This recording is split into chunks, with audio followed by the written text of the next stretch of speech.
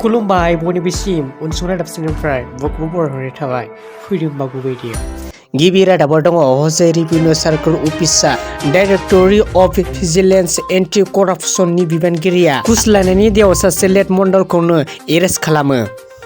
नैथि रादाबाव दङ पुलिसआ गलाघाट जिल्लानि बकाघाटआव आयेननि बेरेखायै दिनै गंनै गारियाव लानानै थांनाय दंफांखौ बोखांनो हादों।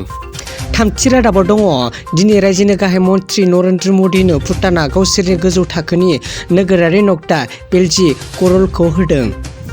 ब्रैथि रादाबाव दङ बाक्सा जिल्लानि नागिरजुलियाव दिनै लामानि जाब्रबथायाव जायगायावनो सासे सुबुंनि जिउ गोमायो।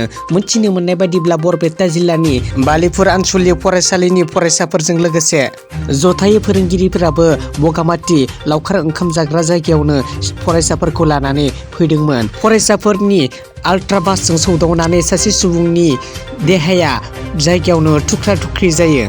बे जाथायनि लोगो लोगोनो फरायसाफोरनि गेजेराव दावराव दावसि सोमजियो।